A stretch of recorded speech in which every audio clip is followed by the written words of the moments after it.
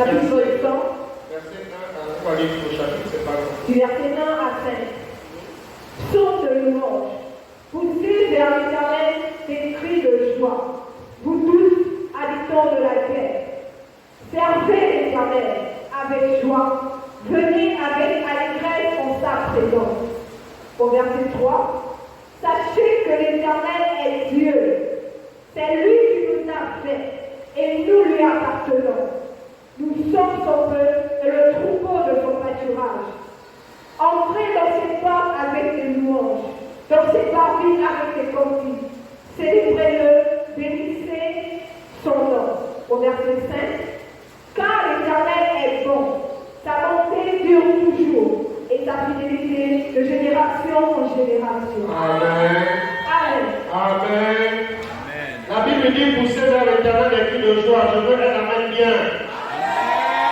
Alléluia. Prenons place dans sa présence. Alors, premièrement, il faut comprendre qu'il y a des retombées, il y a des bénéfices, il y a des avantages pour ceux qui servent l'Éternel. Amen. Amen. Amen.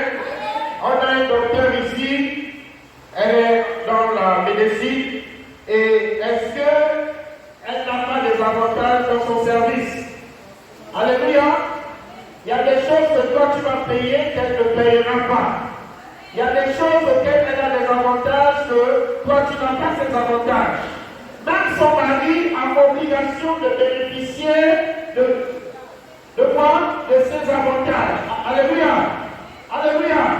Si pour toi on demande une opération chirurgicale, on demande 500 000, pour elle, elle ne paiera que 50 000 francs. Alléluia. Moi qui suis à la douane, j'ai des avantages. Il y a des choses auxquelles, lorsqu'on travaille quelque part, il y a des avantages. Alléluia. Alléluia. Bien aimé, il y a aussi des personnes qui travaillent à l'hôpital, qui sont même médecins, qui ne connaissent pas les avantages qui incombent à leur service.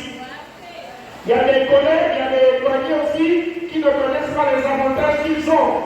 Alléluia. Donc, bien aimé, tu peux servir le Seigneur sans bénéficier de ton service. Il est temps que tu bénéficies de ce qui te revient de toi. Alléluia. Ce n'est pas une demande, ce n'est pas une négociation, c'est quelque chose d'obligatoire. Si pour les hommes, elle est un médecin, elle a des avantages, moi, travaillant là-bas, j'ai des avantages. Quelqu'un d'autre, ou bien ses femmes, ou bien voilà, il est dans ses ordinateurs, il peut aller demander à son collègue un ordinateur, et ne c'est pas le même prix que quand tu vas acheter cet ordinateur. Alléluia. Ici, j'essaie de ressentir le fait qu'il y a des avantages dans chaque service. Amen. Si au niveau des hommes, il y a des avantages, mais à plus forte raison au niveau de Dieu. Avec Dieu, il y a bien plus des avantages lorsqu'on le sait. Donc, on la bien. Alors, il n'est pas normal qu'un homme serve le Seigneur et il ne bénéficie pas des avantages qui lui incombent son service. Amen. Alors, nous sommes avec à son chapitre 100. La Bible commence par dire poussez vers l'Éternel des cris de joie. Alors, la proclamation est quelque chose d'important pour les serviteurs de Dieu. Commencez à proclamer que tu es en joie. Commencez à proclamer que tu possèdes la bénédiction. Commencez à proclamer que tu ne cherches pas la bénédiction, elle est en toi. Celui qui a Christ, il a la bénédiction. Il vit avec la bénédiction.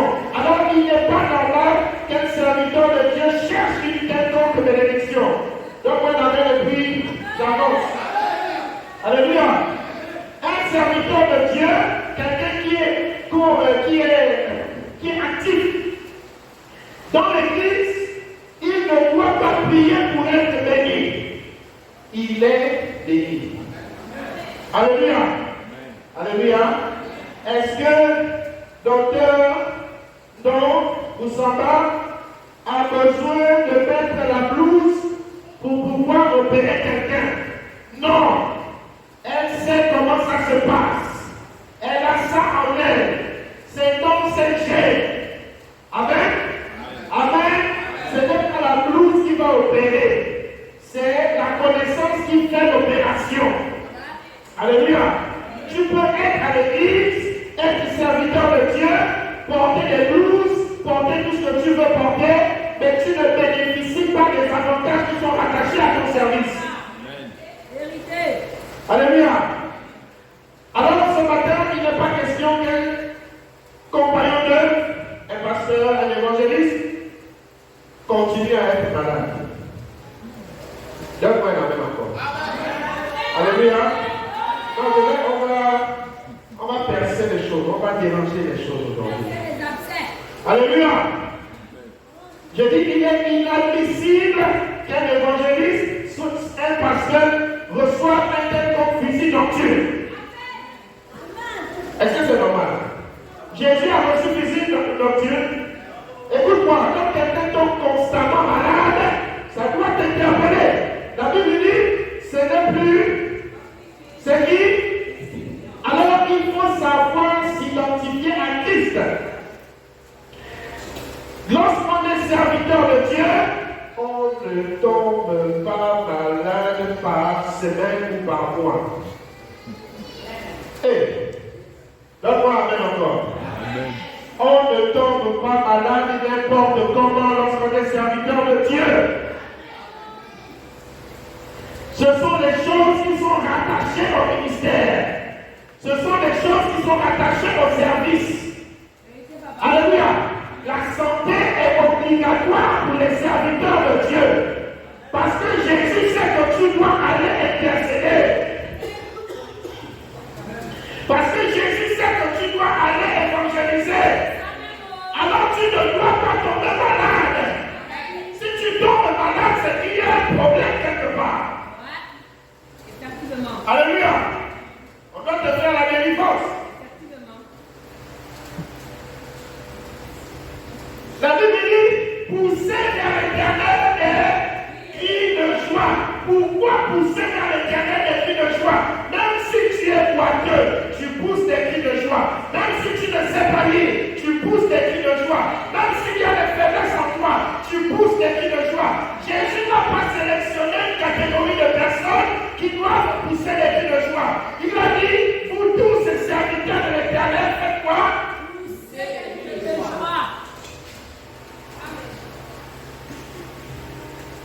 Le diable veut que tu sois attristé. Le diable veut que tu sois meurtri. Le diable veut que tu sois sous la peine, sous la douleur. Le diable veut que tu pleures. Mais ton Dieu te dit, pousse des cris de joie. Alléluia. Il y a quelqu'un qui pousse des cris de joie. Je m'en fous de ce que tu traverses. Dis-lui, pousse des cris de joie. Peu importe ce que tu traverses, pousse des cris de joie. Peu importe ce que tu vis, pousse des cris de joie. Même si tu es au chômage, dis-lui, pousse des cris de joie. En poussant ces cris de joie, bien aimé, la muraille quelque part est tombée. Alléluia. Dis-lui, même si tu es malade ce matin, pousse des cris de joie. Même si ton nom est sur la liste quelque part, pousse des cris de joie. Même si tu cherches une promotion quelque part, dis-lui, pousse des cris de joie. Jésus ne demande pas qu'on puisse. Il a dit pousser dans l'Éternel des cris de joie. Il y avait des êtres, il y avait des handicapés, il y avait des malades, il y avait ceci, il y avait cela. Mais tout ce monde n'était pas serviteur de Dieu. Ceux qui poussent des cris de joie appartiennent à Jésus. Parce qu'ils savent qu'en poussant des cris de joie, quelque chose se passe. Quand on pousse des cris de joie quelque part, c'est qu'on a confiance à la personne à qui on pousse des cris de joie. Si tu as confiance en la maladie, si tu as confiance au célibat, si tu as confiance à tes infirmités, à tes manquements, à tes faiblesses, bien aimé, c'est le diable qui pousse des cris de joie à ta place.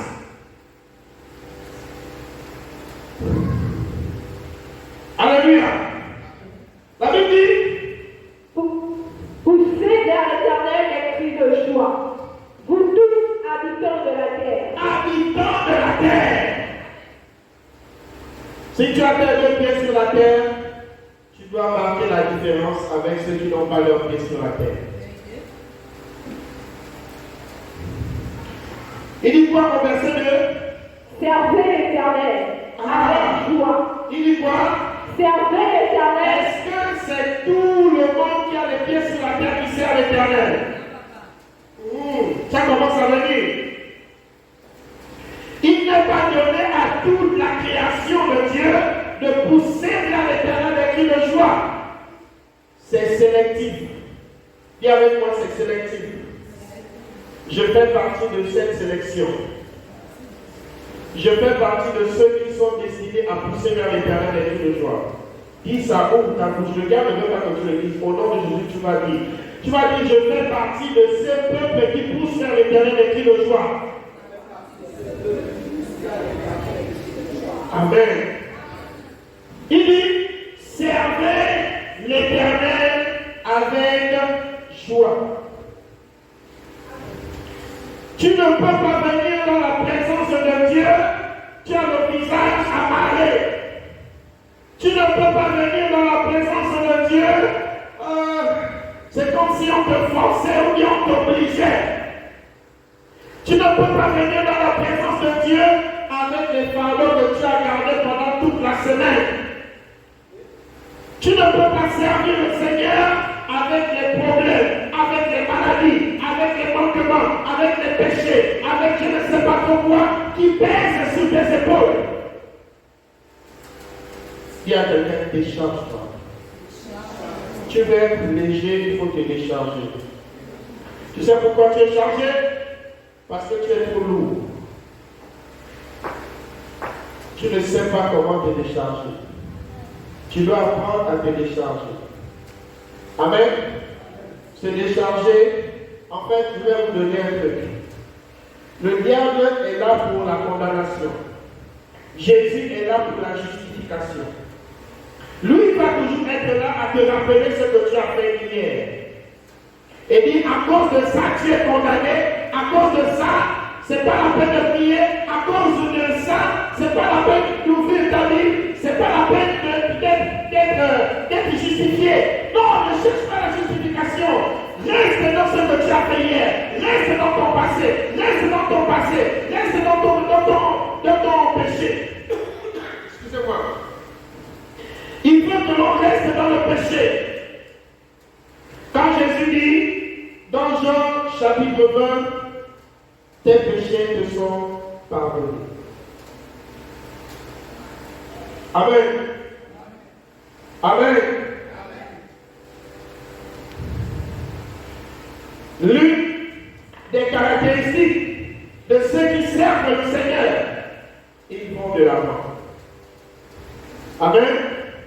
Ils ne restent pas dans le passé. Ils ne bâtissent pas des immeubles dans le passé ou avec le passé. Ils travaillent devant. Alléluia. Il y a quelqu'un avance. L'objectif du diable, c'est de te garder en captivité. Dis-lui, avance au nom de Jésus. Hey, tu vois que c'est difficile, non? Tu sais pourquoi c'est difficile? Parce que tu ne veux pas laisser ton passé passer. Laisse ton passé passer. Et toi, regarde devant. Avance. Tu es serviteur de Dieu, alors laisse le passé passer. Viens avec Christ devant qui te tend la main ce matin. Fais une chose ouverte, va de l'avant. C'est 1 Corinthiens 5 à son chapitre 17, je crois. Il dit quoi? Vous devez connaître ça. On va pas ouvrir la Bible pour 1 Corinthiens 5, 17. Ça dit quoi? Hein? Là, les évangélistes ouvrent vite la Bible.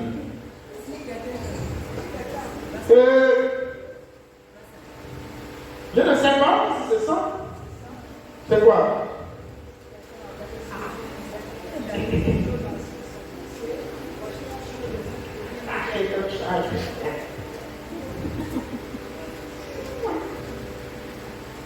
Pour que quelque chose soit nouveau en toi, il faut laisser le passé. On ne bâtit pas du nouveau avec du passé. C'est pourquoi il n'y a pas de percée dans votre vie. La percée, elle est devant, elle n'est pas derrière. Apprenez à percer ce qui est interdit. Là où vous n'avez pas, là où il y a des limites, c'est là où, vous savez, tout à l'heure, en venant, on me dit, parce que cette voiture-là, cette maison-là, elle est hantée. Oh, les chauffeurs disent ça, tout le monde dit que la maison est hantée. Depuis là, j'ai envie de partir dans la maison de Père. C'est bizarre. Là où on dit de ne pas partir là-bas où je suis. Au moins, celui qui a construit, qui a mis cet argent-là, on va libérer cet esprit, cette maison, il va gagner de l'argent dedans. On peut même loger les frères et les sœurs qui viennent ici là, et puis on les fait venir là-bas. Voilà, ils ont peur. Parce que vous ne voulez pas percer là où l'homme a dit que c'est impossible. C'est lorsqu'on perce, c'est lorsqu'on dépasse ses limites, c'est là qu'il y a la bénédiction. On apprend en faisant des choses dont les hommes ont posé des limites. S'il n'y a pas de limites, tu ne peux pas apprendre. Ou bien, alléluia. Alors, dis à quelqu'un, perce tes limites. Dépasse tes limites. Non, dis-lui bien, dépasse tes limites. Tu es serviteur de Dieu, alors dépasse tes limites. Je ne veux plus entendre, par semaine tu es malade au moins une fois. Dis-lui ça bien. Je ne veux plus entendre, par semaine tu es malade une fois. Toujours malade. Tu n'as même pas 30 ans, tu n'as même pas 25 ans. Malade. Ça doit nous interpeller tous. Lorsqu'on est serviteur de Dieu, notre corps, ce n'est plus nous qui vivons. La Bible dit c'est Christ qui vit en nous. Et Christ ne peut pas accepter la maladie en toi. Alors que tu dois aller évangéliser, tu dois aller faire ceci, tu dois aller faire cela. Il y a des avantages dans le service. Alléluia. Il dit au verset 2, servez l'Éternel avec joie. On ne sert pas Dieu avec ses problèmes. On ne sert pas Dieu avec les choses qui sont anciennes. On sert Dieu parce que Dieu est devant. Jésus est devant. Et il nous appelle à regarder devant, à foncer. Le diable, lui, il veut que nous restions dans les choses que nous avons eu à faire. Mais avec Jésus, on pousse, on sert. On pousse, on sert. Il dit, venez avec allégresse en ça. Lorsqu'on parle d'allégresse, c'est avec tristesse. Lorsqu'on parle d'allégresse, c'est avec lourdeur, c'est avec maladie, c'est avec déshonorement. Non! Avec allégresse, c'est avec joie, avec dévouement, avec engagement. Et ces choses-là, la maladie ne peut pas résister devant ça. Le péché ne peut pas résister devant l'allégresse. Non, bien aimé, le chômage ne peut pas résister devant l'allégresse. Parce que l'allégresse, ça veut dire déjà que tu as confiance en celui qui t'a enrôlé. Tu as confiance en celui qui t'a engagé, qui t'a envoyé. Il dit, venez avec allégresse en sa présence. C'est pourquoi au Nigeria, quand les gens vont à l'église, ils courent. Les pays anglophones, ils courent. Mais allez, chez les francophones, le culte commence à 10h, les autres viennent à 11h. C'était comme ça, même de l'autre côté là-bas, les gens sont très lourds lorsqu'il s'agit de servir le Seigneur. Mais ils veulent des bénédictions. La bénédiction, elle commence par là où toi tu n'as même pas d'idée. Les moindres choses, la ponctualité, la bénédiction a commencé. Tu veux une bénédiction ponctuelle, alors commence à servir le Seigneur et sois ponctuel. Sois fidèle. Alléluia. au verset 3. Sachez. Il dit, servez l'Éternel avec joie, venez avec allégresse, voilà. Ça veut dire quoi? Tu dois avoir à cœur que celui que tu sers est fidèle. Celui que tu sers est vivant. Celui que tu sers est là. Amen. Amen. Je disais tantôt que Dr. Oussama, étant médecin, il y a des choses auxquelles elle a des avantages. Moi, étant dans la douane, je dis même la secrétaire qui n'est pas douanière, elle n'est pas habillée, elle n'est pas dans la douane, elle est secrétaire. Elle a déjà des avantages. Elle peut faire venir ces choses, elle ne va pas payer. Il y a plus de raison nous qui sommes carrément assermentés dans la douane. Vous voyez, elle aussi, dans peu de temps, elle va prêter serment. Imagine quelqu'un, d'ailleurs, on l'a eu ici. Il y a eu un enfant qui a convulsé. L'enfant a convulsé, je ne sais pas s'il était mort ou quoi. Et puis, elle a utilisé ses relations, son relationnel. Elle est allée à l'hôpital avec l'enfant, tout. On aurait dû payer très cher, mais à cause de son relationnel, on a payé très peu. Et l'enfant est bien entendu là. Amen. Juste pour te dire qu'il y a des avantages lorsqu'on sert le Seigneur. Si chez les hommes, il y a des avantages, donc chez Dieu, il y a des avantages. Je me répète pour ceux qui viennent d'arriver. Au verset 3, il dit, sachez que l'Éternel est Dieu. Alors, pourquoi il dit que sachez que l'Éternel est Dieu? Pour te dire, toi qui n'arrives pas à comprendre, que celui que tu sers là, celui pour qui tu travailles là, il est Dieu.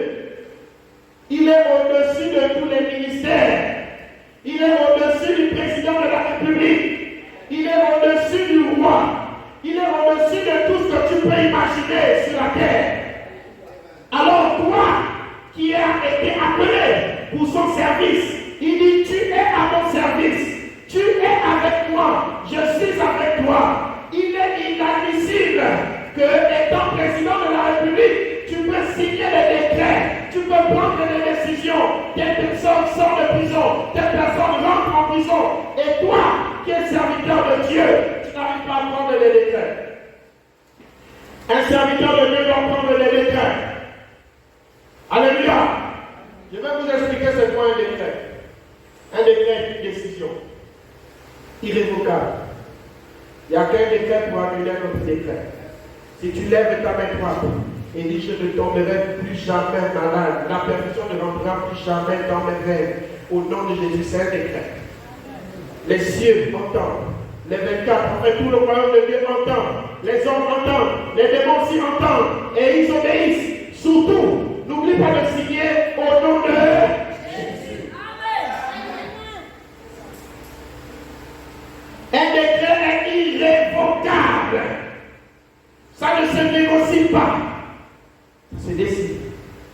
Alors, s'il y a des gens qui voudront bien prendre un décret, ils vont lever leur main et commencer à dire, à décréter. Décrète. On n'évite pas, on ne rigole pas quand on prend un décret. C'est une lourde décision. C'est un lourd engagement. Tu peux prendre comme décret que cette année 2023 ne finira pas que j'aurai ma voiture pour venir adorer Jésus.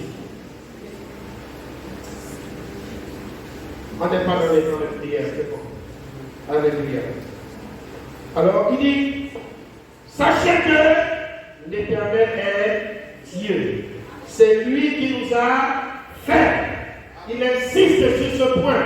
C'est lui qui nous a fait.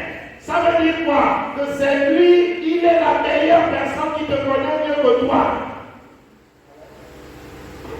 Il connaît quel est le problème. Il connaît quel est le besoin.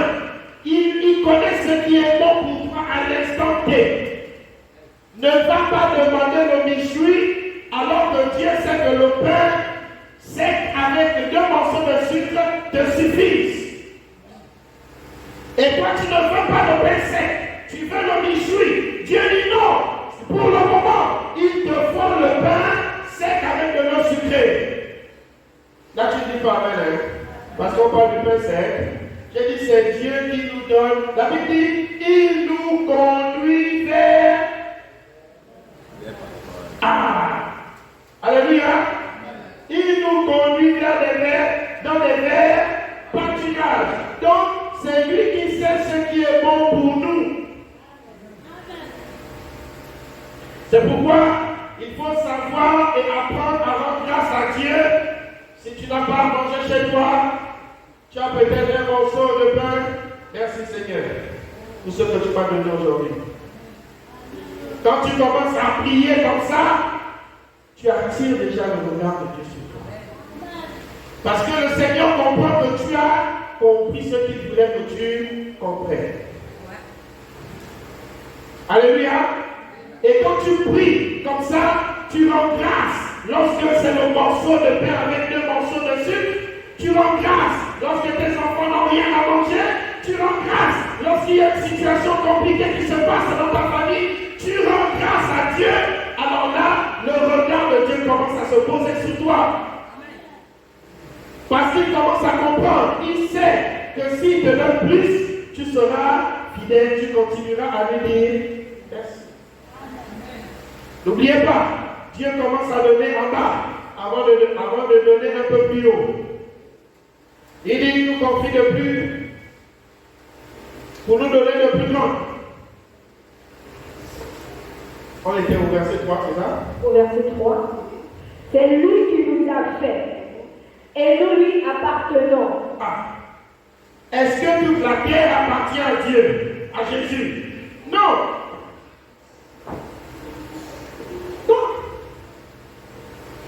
C'est pas toute la terre. Au verset 1, il dit vous tous habitants de la terre. Maintenant, au fur et à mesure, il élargit et au fur et à mesure, il rétrécit. Il sélectionne. Et en sélectionnant, il fait allusion à ceux qui lui appartiennent. Amen. Lorsqu'on appartient à Jésus, l'argent n'est pas un problème. Lorsqu'on appartient à Jésus, on ne recherche pas la santé. Lorsqu'on appartient à Jésus, on ne recherche pas l'affection des siens. C'est lui qui comble tout. Même si ton mari ne t'aime plus, ton époux fidèle est là. Même si ta femme ne t'aime plus, ton époux fidèle est là, il compte. S'il y a un besoin quelque part, Jésus doit avoir la capacité de combler ça. Alléluia. Mais nous, humains, nous voulons toujours nous battre, toujours nous défendre, toujours nous justifier, toujours nous expliquer, toujours vouloir dire c'est la faute de l'autre, c'est à cause de toi, c'est à cause de toi. Ne réglons pas les choses spirituelles charnellement. Règle ce problème avec l'esprit. Il dit, remettons-lui tout, délaissons tout à Jésus. Il a dit de changer vous sur, n'est-ce pas? Tu ne peux pas servir Jésus, tu es chargé. Il faut te décharger. Il y a quelqu'un décharge-toi. Tu es trop chargé. Ton téléphone là est trop chargé. Ton cœur, qui est ton téléphone là est trop chargé. C'est déjà écrit 100%, même 200%. Décharge ton téléphone. Alléluia. Dis ça à quelqu'un, dis-lui décharge.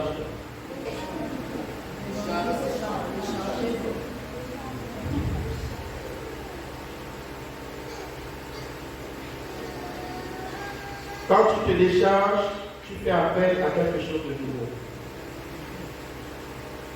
Tu as la rancune dans ton cœur, tu as l'amertume dans ton cœur, tu as des blessures que tu traînes depuis des années. Tu ne peux pas avancer, tu ne peux pas évoluer. Pourquoi? Parce que tu es trop chargé. Et ce matin, le Seigneur fait appel à ton téléphone qui est trop chargé, à ton cœur qui est trop chargé. Pour te dire, décharge-le. C'est quand tu es déchargé que Jésus prend le contrôle. Jésus aime ceux qui sont faibles. Il aime ceux qui sont faibles, ceux qui sont malades. Ceux qui crient à lui, ceux qui espèrent à lui, ceux qui sont dans le désespoir. C'est là qu'il vient au secours. Mais si tu es là en train de te justifier, toujours à dire, c'est l'autre, c'est l'autre, c'est l'autre, c'est jamais toi, alors mon frère, sache que tu es trop chargé. Oyoki.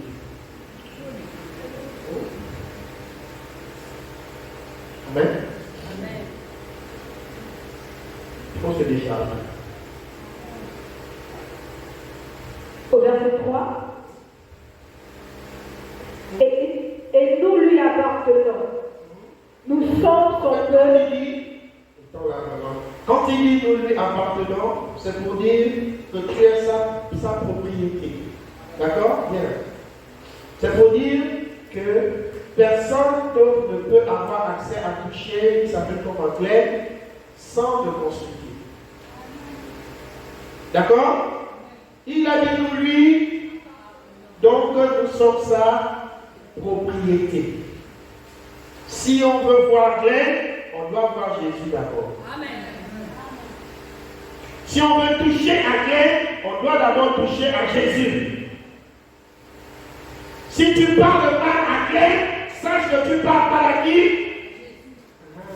Ça commence à venir. Si tu critiques Glenn, sache que tu critiques qui? Si tu accordes 100 fois à Glenn, sache que tu accordes qui? Si tu ne tiens 10 pantalons à la maison, lui il n'a qu'un seul pantalon blanc. Chose qu'il est. Voilà. Sache que tu accordes qui? Il a dit si nous faisons du bien à un peu petit, c'est à qui que nous le faisons? C'est à lui. C'est ce verset aussi. Il dit, nous sommes en 3 et nous lui Appartenons. Nous lui appartenons. J'appartiens. Dis à quelqu'un, est-ce que tu sais que tu appartiens à Jésus?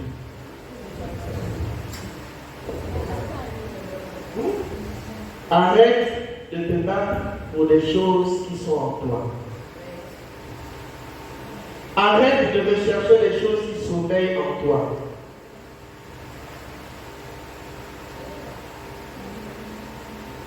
Pourquoi d'autres prospèrent et pas? Le païen prospère et toi tu ne prospères pas.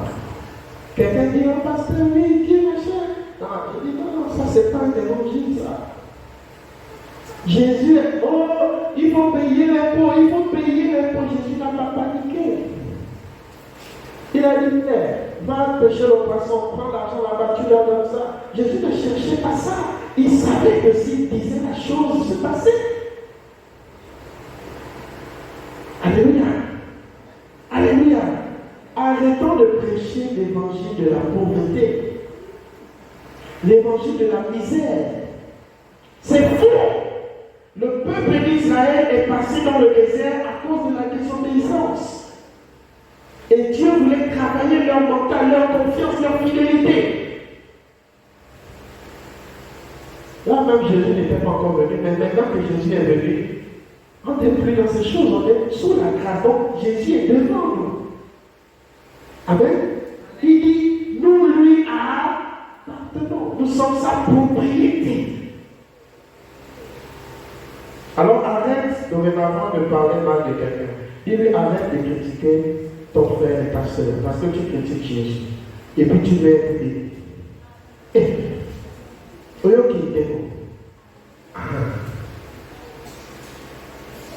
On va aller. Au verset 3 toujours. Nous sommes son peuple. Nous sommes son peuple, c'est la même chose.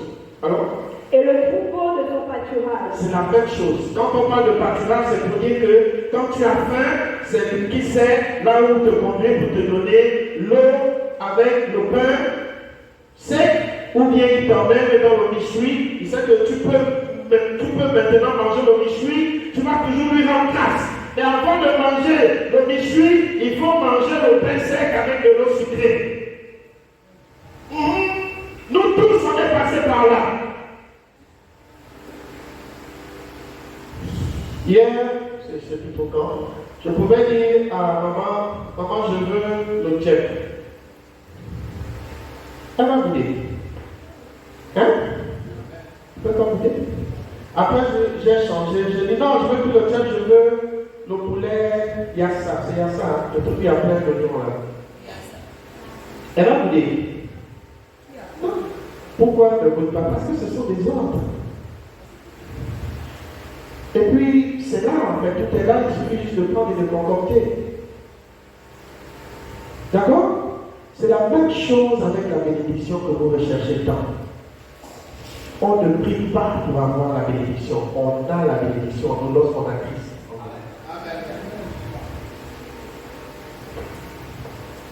Au verset 4, entrez dans ses portes avec des louanges. Entrez dans ses portes avec des acclamations. C'est là-bas et la présence.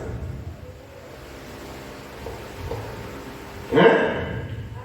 On ne vient pas dans la présence de Dieu avec des problèmes. On ne vient pas ouvrir sa bouche pour faire monter un parfum de louange qui est censé être agréable à Dieu avec un cœur partagé. Tu ne peux pas montrer tes problèmes à ton frère ou à ta soeur alors que tu as un problème avec lui. Il faut arrêter à un moment donné l'hypocrisie dans l'église. Voilà les choses qui ternissent l'image du Christ. Tu as un problème avec ton frère, la Bible va vers lui, discute avec lui, mettez cette affaire au clair. On gère des hommes un peu partout. Et puis, oh voilà, l'autre là a dit ça, l'autre là a fait comme ça, il a mal travaillé, il a fait. Il dit, venez. C'est ça. Oh voilà. Je dis bon. Toi, tu m'as dit tu es chrétien. Toi aussi tu es chrétien. Que dit la Bible? De pardonner son frère, de rechercher la paix avec tous. Ok. Toi, tu dis quoi? La Bible dit quoi? Oui, c'est qu'il va dire c'est ce que la Bible dit. Bon, maintenant on fait comment? Chef, ici c'est le travail. Je dis non! C'est pas le travail. Vous devez et nous devons représenter l'image de Christ partout où que nous soyons, je ne sais pas, partout. Alléluia. Ce n'est pas un endroit où tu dois seulement venir à l'église et puis dire recherchons la paix avec tous. Tous là c'est qui? Ce n'est pas dans l'église. Dans l'église c'est censé être ton frère et ta soeur en Christ. Ce n'est pas dans l'église. Mais ce sont les chrétiens qui sont les plus méchants, les plus violents dehors.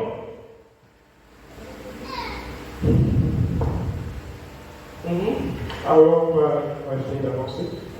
Dans ces parties, avec des cantiques. Dieu, entrer dans ces portes avec des louanges, dans ces parties avec des cantiques. On célèbre Dieu, non parce qu'il nous a bénis. On ne célèbre pas Dieu à cause de la bénédiction ou à cause de quelque chose. On célèbre Dieu pour ce qu'il est. Est-ce que tu entends? Ne célèbre pas Dieu quand tout va bien, tout est bon. Non. Là, tu ne le célèbres pas. Célèbre Dieu dans les bons et dans les mauvais moments. Paul pouvait dire, dans l'abondance, je suis à 37. Dans la disette, je suis à 37. Je célèbre mon Dieu en tout temps et en tout lieu. Je ne dépends pas de quelque chose. Je ne dépends pas de quelconque bénédiction pour rendre grâce à mon Dieu. Non. Alléluia. Dites aux mamans là-bas que Jésus est partout. Dans les chambres, dans les maisons, dans les taxis. Hein? Dis Amen. Dis ça au papa là-bas que Jésus est partout. Alléluia. Il est avec nous et nous sommes ses serviteurs. Le diable nous regarde. Le Saint-Esprit aussi nous regarde.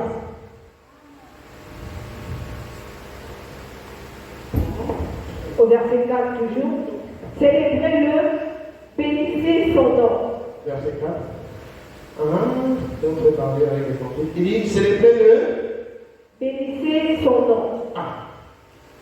Il faut bénir le Seigneur en toute situation.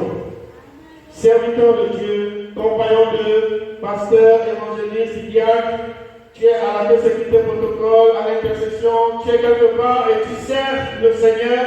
J'aimerais t'encourager à servir le Seigneur. Pourquoi? Parce qu'il y a des bénédictions là-bas. Ne servez pas le Seigneur avec obligation. Ne servez pas le Seigneur avec contrainte. Vous ne recevrez aucune récompense dans ce que vous serez en train de faire pour lui. Il n'aime pas quand on le sert avec obligation ou avec contrainte. Faites-le avec amour. Amen. Est-ce que nous sommes ensemble? Sachez récupérer la bénédiction qui est dans votre service. Sachez la saisir. Et on la saisit de quelle manière? Il faut le faire avec empressement. Il faut le faire avec allégresse. Il faut le faire avec amour, avec fidélité, avec dévouement, avec empressement. Et il faut le faire la chose bien. D'accord? Amen. Est-ce qu'il y a des serviteurs de Dieu ici? Est-ce que ça rentre dans les oreilles de quelqu'un? Acclame le Seigneur si tu entends ce que le Seigneur dit. Il dit, entrez dans ce monde, célébrez-le, bénissez son nom. Hein? Tu vas venir jouer au piano et puis tu boudes parce que c'est l'autre qui devait venir jouer au piano. C'est une grâce de servir le Seigneur. Il a dit, même si toi tu ne le sers pas, il va prendre des pierres pour le servir. Donc imagine. Amen. Au verset 5, car l'Éternel est bon. Il dit, car l'Éternel est mauvais. Bon. Il est mauvais. C'est ça? Si le gouvernement sait de payer un salaire, si l'État gabonais sait de payer un salaire, c'est ce Dieu-là qui ne va pas te payer ton salaire. Lui-même, c'est lui qui a institué cela. L'ouvrier a droit à son... Mais pourquoi tu n'as pas de salaire? Pourquoi tu sers le Seigneur et il n'y a pas de récompense, il n'y a pas de salaire? Est-ce que tu t'es déjà posé cette question? Tu sais pourquoi? Parce que tu fais la chose avec une contrainte. Tu es obligé, tu te sens obligé de le faire. Il n'y a pas d'empressement dans ce que tu fais pour le Seigneur. Il n'y a pas de détermination dans ce que tu fais pour le Seigneur. Il n'y a pas d'amour dans ce que tu fais pour le Seigneur. Tu le fais parce que le pasteur est en train de me regarder. Si vous faites les choses à cause du pasteur, vous ne recevrez aucune récompense.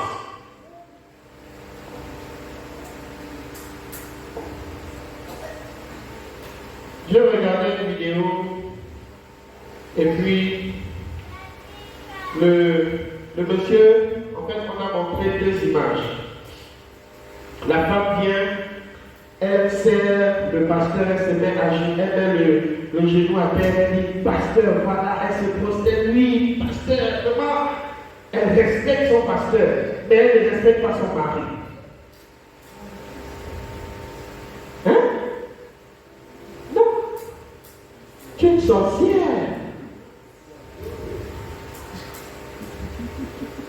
Non. et le pasteur et ton mari Dieu.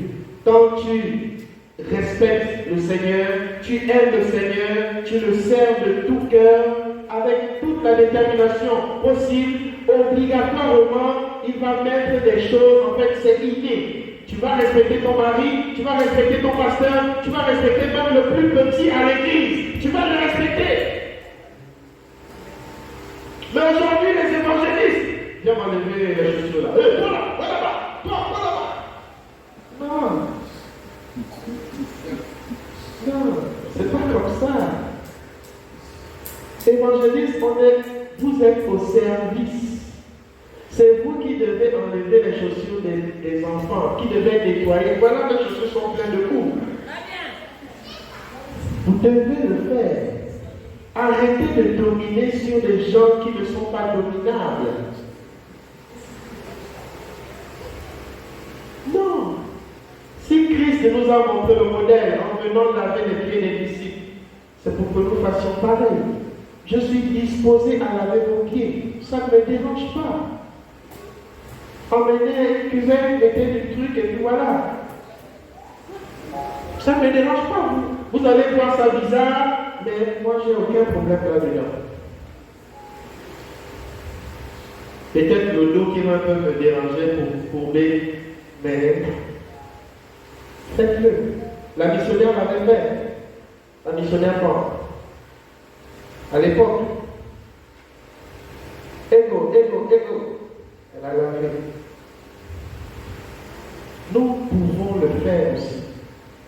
Et nous devons le faire. C'est ça, servir le Seigneur, c'est tout ça.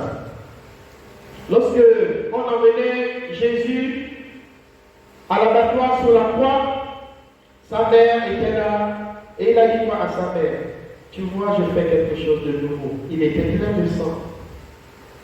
Mais la mère ne comprenait pas que ça aussi c'était pour servir Dieu. Ça fait aussi partie du service. Les pleurs font aussi partie du service.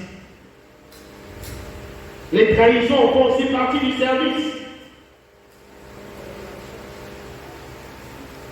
Car l'Éternel est bon, sa bonté durera toujours et sa fidélité de génération en génération.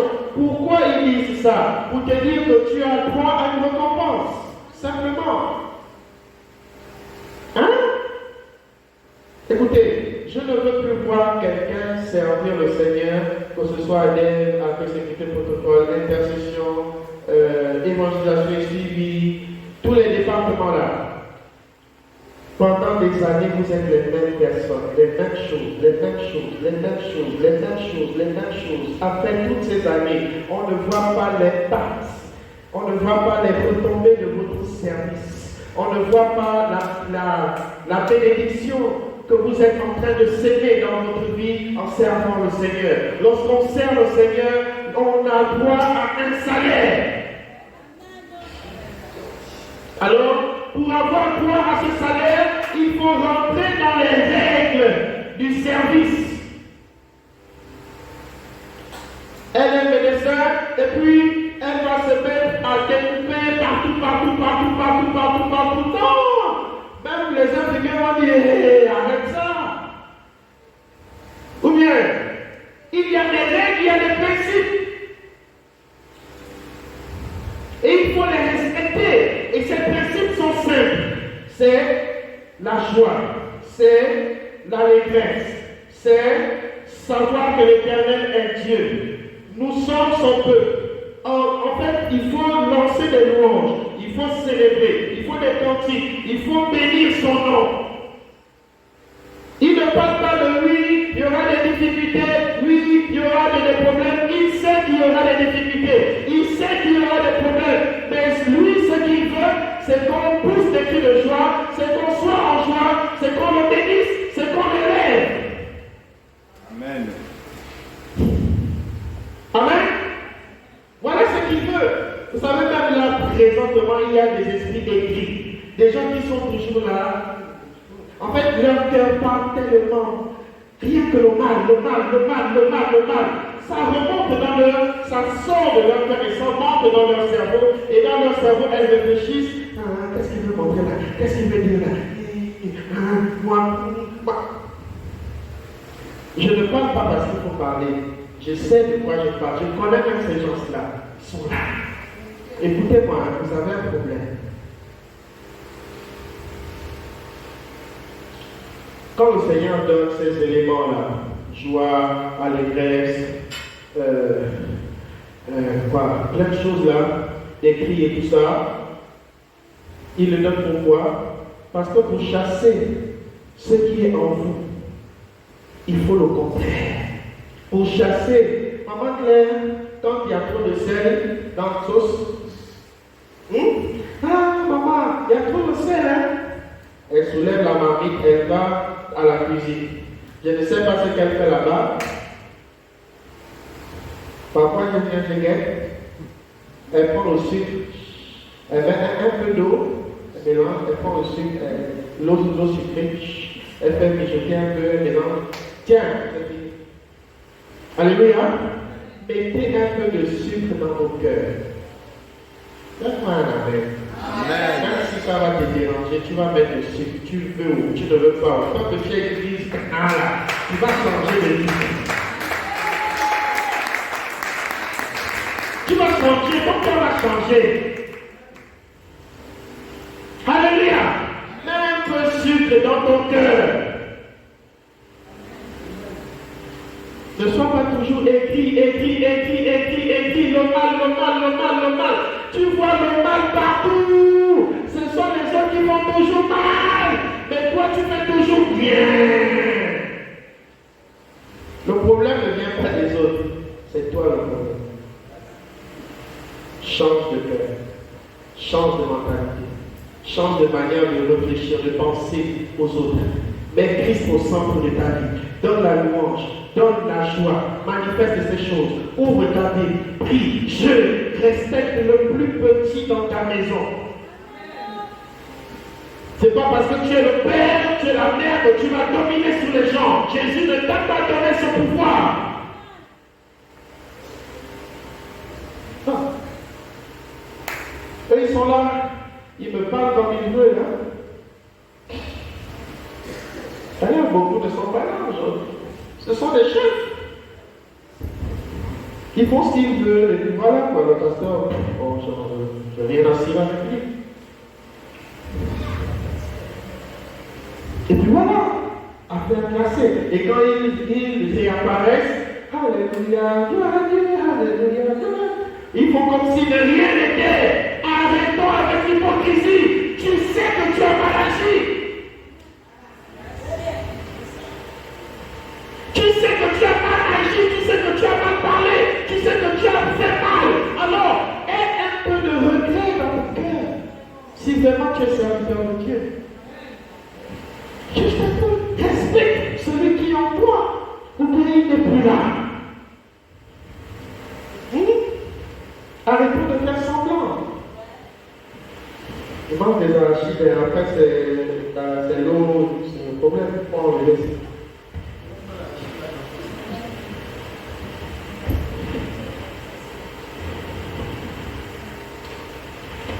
Il est en train de manger l'arachide. D'accord? On a un estomac assez sensible.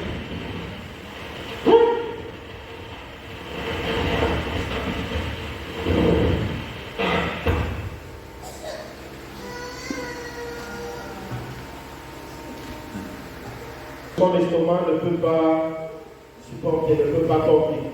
D'accord? Et forcément, si tu manges quelque chose que ton estomac ne peut pas porter, il y a des retombées. N'est-ce pas? Amen? Les chrétiens veulent manger des choses qu'ils ne sont pas encore capables de porter. Ils veulent ça. Alors qu'ils n'ont pas encore la capacité de porter, de digérer ce qu'ils veulent manger.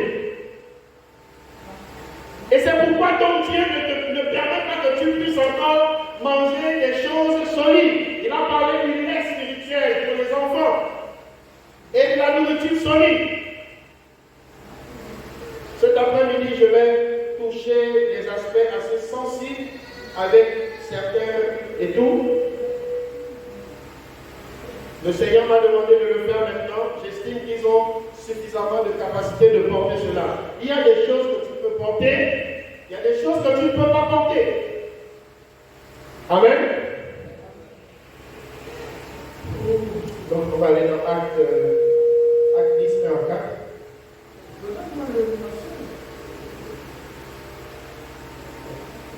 Acte 10. Acte chapitre 10, versets 1 à 4. Il y avait à Césarée un homme nommé Corneille, centenier dans la cohorte dite italienne. Cet homme était pieux et craignait Dieu, avec toute sa maison. Il faisait beaucoup d'aumônes au peuple et priait Dieu continuellement. Vous voyez, ici on a le comportement d'un homme appelé Corneille, que nous, beaucoup connaissent l'histoire, si tu es chrétien. Et ici, il a un comportement pieux.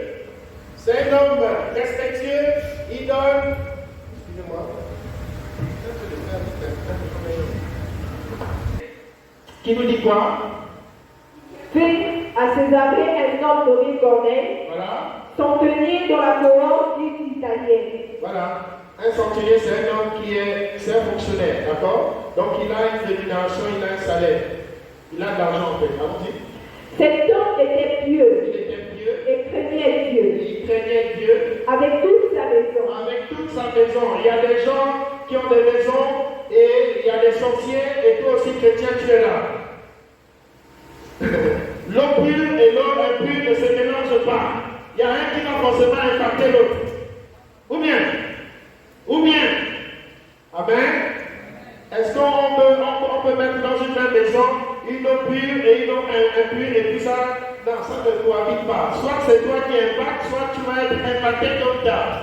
Alors, Cet homme était pieux et craignait Dieu avec toute sa maison. Il faisait beaucoup d'aumônes au peuple voilà. et priait Dieu continuellement. Voilà. Au verset 3, vers la 9e heure du jour, il vit clairement dans une vision un ange de Dieu qui entra chez lui et qui lui Pourquoi dit: il y a eu la vision? Est-ce que quelqu'un peut me dire pourquoi il y a eu la vision? Je n'entends rien. Parce qu'il y a eu quoi? Hein? Parce qu'il craignait Dieu, lui. Attendez, je veux ici. Pourquoi Corneille a eu la vision?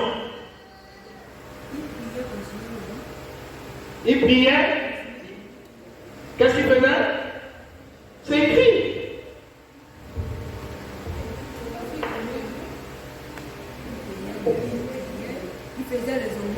Il faisait les aumônes, voilà.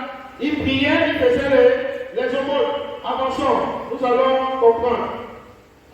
Vers la 9e heure du jour, il vit clairement dans une vision un ange de Dieu qui entra chez lui et qui lui dit: Corneille.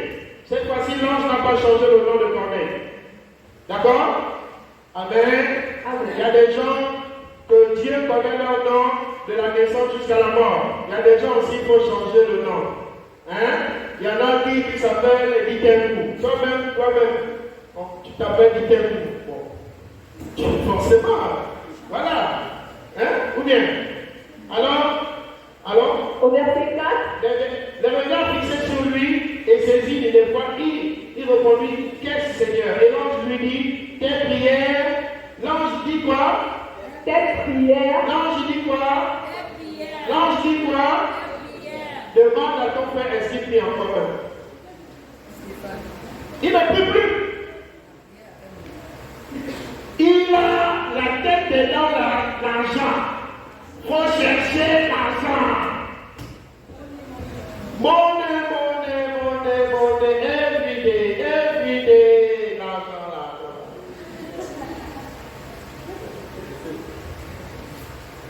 Donc, tout ne se résume pas à l'argent. Il y a bien plus important que l'argent. D'accord? Il y a la vie éternelle qui n'a pas de prix. D'accord?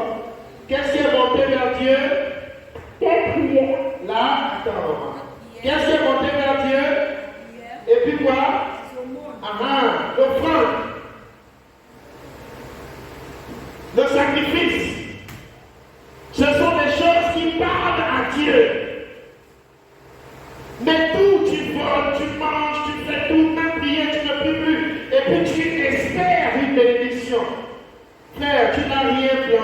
arrête de regarder là où il y a le béton, où il y a le goudron. Rien ne va pousser. Amen. On va rapidement lire Hébreux 10, 22 à 25. Il faut appartenir à une assemblée. Hébreux chapitre 10, versets 22 à 25. Approchons-nous avec un cœur sincère. Il dit quoi? Approchons-nous avec un cœur sincère. Je n'entends pas, il dit quoi? Approchons-nous avec un cœur On sincère. s'approche de Dieu, pas avec l'hypocrisie.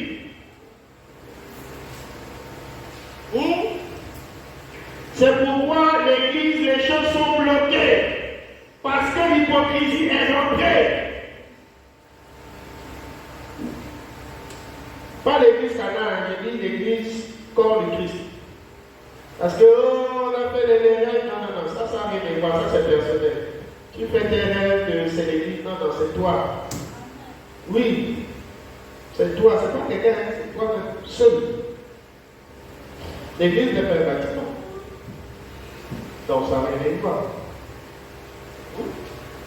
Et puis bon, nous, évangélistes, on sait un peu, hein, on connaît. Voilà. Donc,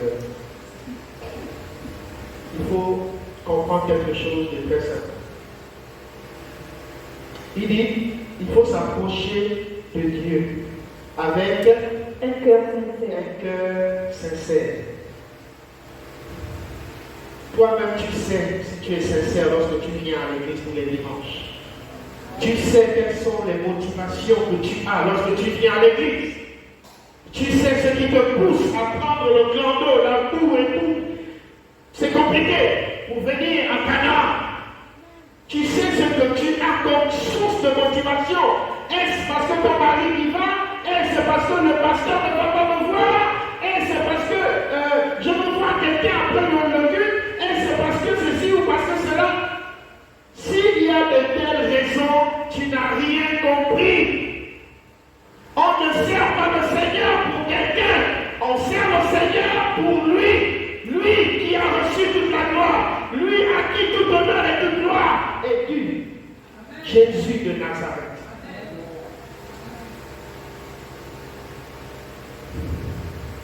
Arrête de venir à l'église pour ta conscience, pour que ta conscience ne se reproche pas, pour que tu ne te reproches pas dans ta conscience. La Bible dit que ton oui soit oui, que ton non soit non. Tu ne veux pas venir à l'église, je ne vais pas te demander pourquoi tu n'es pas venu à l'église. Je le fais depuis longtemps. Les gens s'absentent ici, là même ceux qui sont là, mes amis, ils s'absentent comme ils veulent. Je ne demande plus ça. Pourquoi je ne demande plus ça? Parce qu'ils n'ont rien compris. Tout ce que j'ai à faire, c'est de m'adresser à celui qui les a attirés à lui. Jésus. C'est lui mon ami fidèle. C'est à lui que je m'adresse quand ça ne va pas. Et c'est lui qui me montre ce qui ne va pas réellement. Amen. Faisons de lui notre ami fidèle, notre ami intime. Celui à qui nous parlons tout, nous partageons tout. Et pour parler là et pour partager là, c'est la prière. Mais tu ne pries plus. Le diable touche ta vie de prière. Pourquoi? Pour couper le lien ou la connexion que tu as avec Dieu. Ça, tu dois le savoir. Tu dois le connaître, tu dois le comprendre. Parce que tu es serviteur de Dieu. Serviteur de Dieu, c'est quelque chose qui est en toi, qui bouillonne en toi. Tu veux faire ceci pour Dieu. Ce n'est pas toi qui as décidé de servir Dieu. C'est lui qui t'a attiré. Allons rapidement avec Hébreux. Approchons-nous avec un cœur sincère dans la plénitude de la foi. Dans la quasi-plénitude de la foi. Est-ce qu'il y a un autre terme en dehors de plénitude ici? Si on enlève plénitude, plénitude, ça veut dire quoi? Totalité. Hein? La foi doit être totale. Pas partiel, total. La foi totale ne doute pas. La foi totale ne réfléchit pas. La foi totale, je suis en train de vous donner des éléments pour bénéficier de votre service. Bénéficier du salaire de votre service. Vous êtes là, debout, au niveau de l'accueil sécurité protocole. Pendant 2 heures de temps, vous êtes debout. Et puis, vous ne recevez pas votre récompense. Intercession, 2 heures du matin, 3 heures du matin. Vous voilà à la brèche. Si encore ça se fait encore, vous voilà en train de prier. Et puis, vous n'avez pas de récompense. Il y a un problème. Ou bien Dieu t'appelle en plein temps. Ça aussi. Hein, ne pensez pas ça. Peut-être Dieu t'appelle en plein temps. Moi, il y a quelqu'un que je connais ici, ils sont au nom de Dieu. Il y a un homme et une femme. Ils sont appelés à plein temps. Ils sont en train de se battre. Oh, je vais travailler, ça me termine. C'est pourquoi? Parce qu'ils ne savent pas à qui s'adresser. Adressez-vous à celui qui dort. Celui qui dort, qui bénit. Au lieu de vous adresser à la mauvaise personne. Si vous êtes dans des difficultés, ce n'est pas la faute de quelqu'un. Ce n'est pas la faute de quelqu'un. C'est vous qui ne savez pas à qui demander. Vous ne savez pas quoi faire, comment faire pour recevoir. Et moi, en tant que votre pasteur, ça me fait la tête comme ça me... C'est à lui que vous devez demander.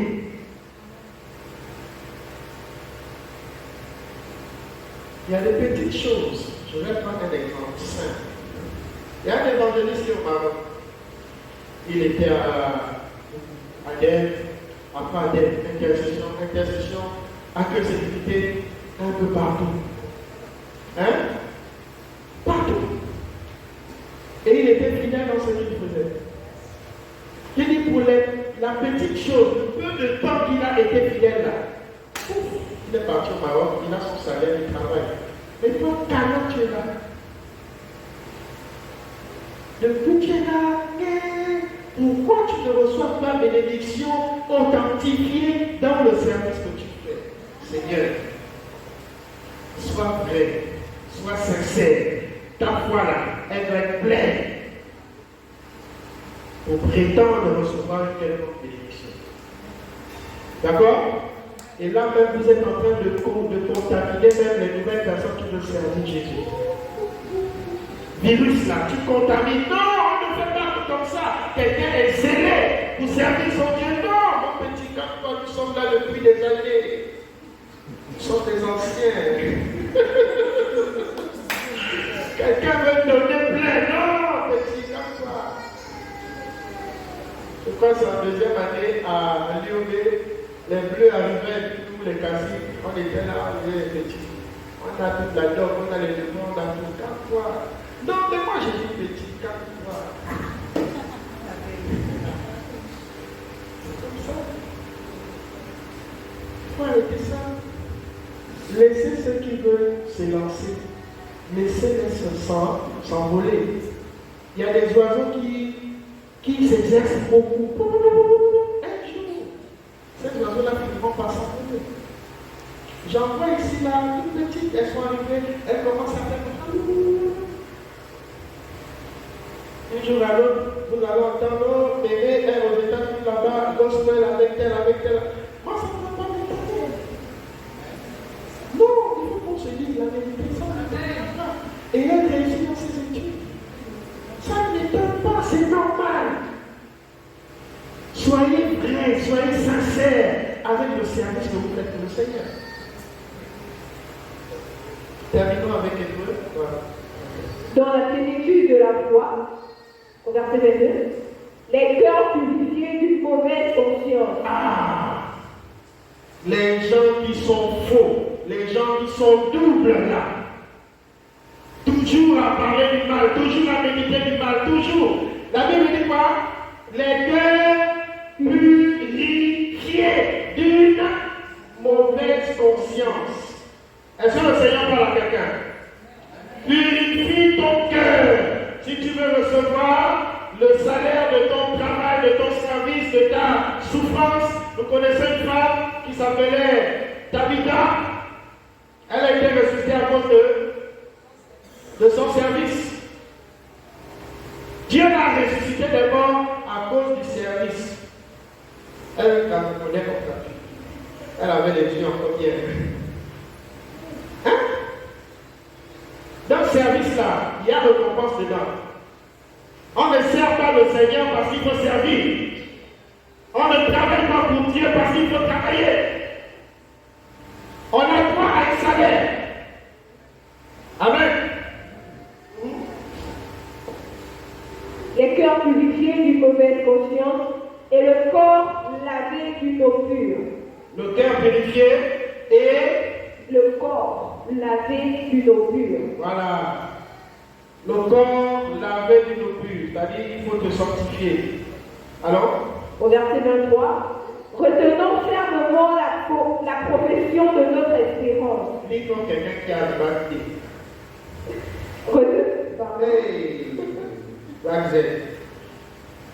Retenons fermement la profession de notre espérance. Retenons. C'est autre chose. Au verset 23. Retenons fermement, oui, la profession de notre espérance, car ce qui lui, car, je ne sais pas pourquoi il a mis le très mignon, donc je ne sais pas. Car celui qui a fait la promesse est fidèle. Voilà. Celui qui a fait la promesse est fidèle. Il va te bénir, il va te donner. Amen. Il faut le servir. C'est un privilège, c'est une grâce de servir le Seigneur. Demandez à Céline.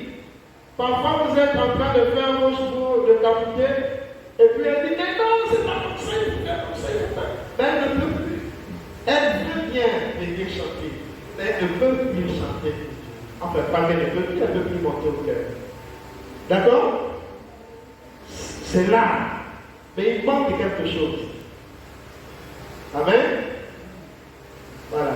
Beaucoup ont ce privilège. Comme là, je me tiens là, je parle de Jésus. N'est-ce pas? Les démons ne peuvent pas m'empêcher. La fatigue ne peut pas m'empêcher. La maladie ne peut pas m'empêcher.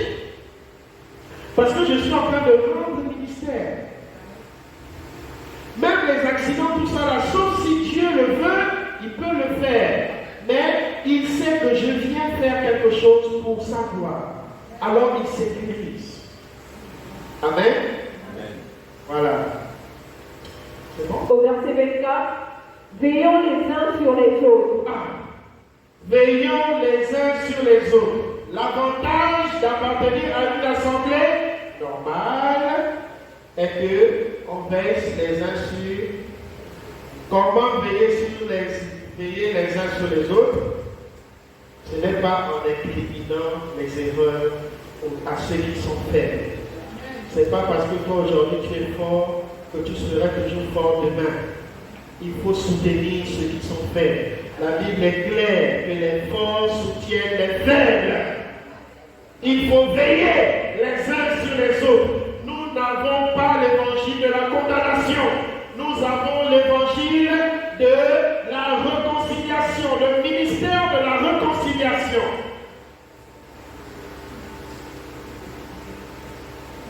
Amen. Les autres, ils ont l'évangile de la condamnation. Tu es sorcière, tu es ceci, mais est-ce que en disant à la personne qu'elle est sorcière, ça va changer quelque chose en elle? Non. Qu'est-ce qu'il faut faire? Il faut lui dire Jésus t'aime. Et tu peux changer de vie, tu peux sortir de cette situation. Voilà l'évangile. L'évangile ne vient pas condamner. Non, non, non. Ceux qui viennent de l'évangile de la condamnation là, moi j'ai fait beaucoup de réserves sur leur. Jésus ne nous a pas envoyé condamner les gens. Jésus nous a envoyé sauver les gens. Terminons. Au verset 24, veillons les uns sur les autres pour nous exciter à la charité et au bon Dieu. À l'amour et au bon Dieu. D'ailleurs, suite, voilà, au verset 25. N'abandonnons pas notre assemblée, comme c'est la coutume de quelques-uns. Si tu avais l'intention d'abandonner ton assemblée, bon, il n'y a pas de souci. Mais on sait qui on perd. On ne sait pas qui on gagne. Peut-être là où tu peux aller là-bas, il y a des craintes, il y a des choses compliquées. Et puis toi, on te montre un aspect. Oh, l'église, voilà. Mais le fond, mes amis là ont la capacité de rentrer dans ma chambre. Et puis on a mis une traduction. Voilà. Maintenant, quand on a fait la. Tu avais vu le local ici? Non, on n'a pas le cadre. C'est pas comme chez les Bamileke, on met les cadres sous les chaises. Non. C'est légal. Il y a même une dame qui dit qu'elle prépare la chair humaine. C'est légal. Il n'y a pas de problème à ça. Mais on n'a pas ce cas. Alors nous allons prier. Non, prier.